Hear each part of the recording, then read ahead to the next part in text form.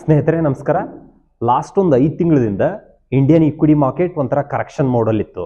Nifty ಬಂದ್ಬಿಟ್ಟು 26,000 ಇಂದ 22,000 ಲೆವೆಲ್ವರೆಗೂ ಬಂದಿತ್ತು, ವಿಚ್ ಇಸ್ ರಫ್ಲಿ ಅರೌಂಡ್ 15% ಮಾರ್ಕೆಟ್ ಕರೆಕ್ಷನ್ ಆಗಿತ್ತು.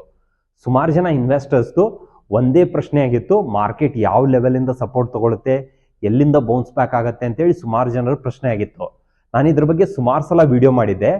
ಸೊ ನೀವು ಇಲ್ಲಿ ಅಬ್ಸರ್ವ್ ಮಾಡಬಹುದು, ನಿಫ್ಟಿ ಬಂದ್ಬಿಟ್ಟು 22,000 ಲೆವೆಲ್ ಅಲ್ಲಿ ಒಂದು ಸ್ಟ್ರಾಂಗ್ ಸಪೋರ್ಟ್ ಅನ್ನ ತಗೊಂಡಿದೆ. ಇದ್ರ ಬಗ್ಗೆ ನಾನು ಸ್ವಲ್ಪ ದಿನದಿಂದ ವಿಡಿಯೋ ಮಾಡಿದೆ. ಈ ಲೆವೆಲ್ ಅಲ್ಲಿ ನಿಫ್ಟಿ ಸದ್ಯಕ್ಕೆ ಸಪೋರ್ಟ್ ತಗೊಂಡಿದೆ. ಲಾಸ್ಟ್ ಒಂದು ವಾರದಿಂದ ಮಾರ್ಕೆಟ್ 22,000 ಲೆವೆಲ್ ಇಂದ 23,000 ಲೆವೆಲ್ ವರೆಗೂ ಬಂದಿದೆ. 1,000 ಪಾಯಿಂಟ್ ಅನ್ನ ನಿಫ್ಟಿ ಆಲ್ರೆಡಿ ರಿಕವರ್ ಮಾಡಿದೆ.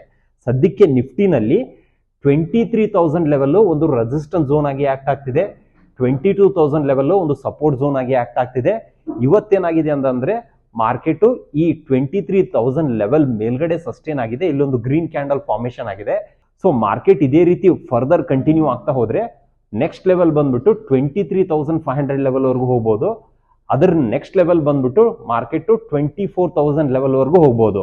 ಸೊ ನಾನು ಮಾರ್ಕೆಟ್ ಈ ಲೆವೆಲ್ ಅಲ್ಲಿ ಟ್ರೇಡ್ ಆಗುವಾಗ 22,000 ಲೆವೆಲ್ ಅಲ್ಲಿ ಟ್ರೇಡ್ ಆಗುವಾಗ ನಮ್ಮ ಸುಮಾರು ಜನ ಇನ್ವೆಸ್ಟರ್ಸ್ಗೆ ಈ ಲೆವೆಲ್ ಅಲ್ಲಿ ಲಂಸಮ್ ಅಮೌಂಟ್ ಅನ್ನ ಇನ್ವೆಸ್ಟ್ಮೆಂಟ್ ಮಾಡಿಸಿದೀನಿ. ಮಾರ್ಕೆಟ್ ಏನಾದ್ರೂ ಇದೇ ರೀತಿ ಕಂಟಿನ್ಯೂ ಆಗಿ ಮೇಲ್ ಹೋಗ್ತಾ ಹೋದ್ರೆ ಈ ಲೆವೆಲ್ ಅಲ್ಲಿ ಯಾರ್ಯಾರು ಇನ್ವೆಸ್ಟ್ಮೆಂಟ್ ಮಾಡಿದ್ದಾರೆ they are going to make good amount of profit. ಇದೇ ಕಾರಣದಿಂದಾಗಿ Warren Buffett always says that be fearful when others are greedy, be greedy when others are fearful, which means that. ಹಾಗಂದ್ರೆ ಏನು ಅರ್ಥ ಅಂತಂದ್ರೆ, stock market ಯಾವಾಗ ಮೇಲ್ಗಡೆ ಹೋಗ್ತಿರುತ್ತೆ, ಯಾವಾಗ market ಒಂದು ಬುಲ್ ರನ್ ಅಲ್ಲಿರುತ್ತೆ, ಆ ಸಂದರ್ಭದಲ್ಲಿ ಎಲ್ಲ ಇನ್ವೆಸ್ಟರ್ಸ್ ಏನು ಮಾಡ್ತಾರಂತಂದ್ರೆ ಗ್ರೀಡಿಯಾಗಿ ದುರಾಸೆಗೆ ಬಿದ್ದು ಹೆಚ್ಚು ಹಣವನ್ನು ಇನ್ವೆಸ್ಟ್ಮೆಂಟ್ ಮಾಡ್ತಾರೆ. ಆದರೆ ಆ ಸಂದರ್ಭದಲ್ಲಿ ನಾವೇನು ಮಾಡಬೇಕು, ಇನ್ವೆಸ್ಟ್ಮೆಂಟ್ ಮಾಡೋದ್ರ ಬದಲಾಗಿ ಪ್ರಾಫಿಟ್ ಬುಕ್ ಮಾಡಬೇಕು. ಕಾರಣ ಏನಂತಂದ್ರೆ ಸ್ಟಾಕ್ಸ್ಗಳೆಲ್ಲ ಆಲ್ರೆಡಿ ರ್ಯಾಲಿ ಆಗಿರ್ತವೆ, ಎಕ್ಸ್ಪೆನ್ಸಿವ್ ಆಗಿರ್ತವೆ, ಓವರ್ ವ್ಯಾಲ್ಯೂಡ್ ಆಗಿರ್ತವೆ. ಆದರೆ ಸುಮಾರು ಜನ ರಿಟೇಲ್ ಇನ್ವೆಸ್ಟರ್ಸು ಆ ಸಂದರ್ಭದಲ್ಲಿ ಸೆಲ್ ಮಾಡೋದ್ರ ಬದಲಾಗಿ ದುರಾಸೆಗೆ ಬಿದ್ದು ಹೆಚ್ಚು ಹಣವನ್ನು ಇನ್ವೆಸ್ಟ್ಮೆಂಟ್ ಮಾಡ್ತಾರೆ ಅಂತ ಅರ್ಥ. ಇನ್ನೊಂದು ವಾರೆನ್ ಬಫೆಟ್ ಅವ್ರು ಹೇಳ್ತಾರೆ, B greedy when others are fearful. ಅಂದ್ರೆ ಮಾರ್ಕೆಟು ಯಾವಾಗ ಕೆಳಗಡೆ ಬರ್ತಾ ಇರುತ್ತೆ, ಮಾರ್ಕೆಟ್ನಲ್ಲಿ ಕರೆಕ್ಷನ್ಸ್ ಆಗ್ತಿರುತ್ತೆ, ಆ ಸಂದರ್ಭದಲ್ಲಿ ಅದು ಇನ್ವೆಸ್ಟ್ಮೆಂಟ್ ಮಾಡೋದಕ್ಕೆ ಒಂದು ಒಳ್ಳೆ ಅವಕಾಶ, ಒಂದು ಒಳ್ಳೆ ಅಪಾರ್ಚುನಿಟಿ ಅಂತ ಹೇಳ್ತಾರೆ.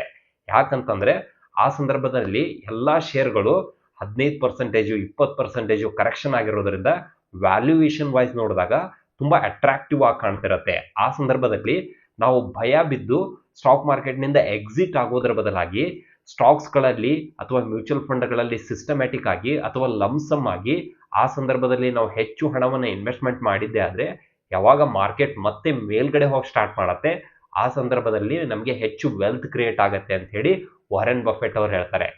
ಸ್ನೇಹಿತರೆ, ನೆಕ್ಸ್ಟ್ ಟೈಮ್ ಮಾರ್ಕೆಟ್ ಏನಾದರೂ ಕೆಳಗಡೆ ಬಂದಾಗ ಆ ಅವಕಾಶವನ್ನು ನೀವು ಯಾವುದೇ ಕಾರಣಕ್ಕೂ ಮಿಸ್ ಮಾಡ್ಕೊಳ್ಕೋಬೇಡಿ. ನಿಮ್ಮ ಹತ್ರ ಎಷ್ಟೇ ಲಂಸಮ್ ಅಮೌಂಟ್ ಇದ್ರೂ ಕೂಡ ಆ್ಯಡ್ ಆನ್ ಮಾಡಿ ಮಾರ್ಕೆಟ್ ಮೇಲೆ ಹೋದಾಗ you will be able to make good amount of profit.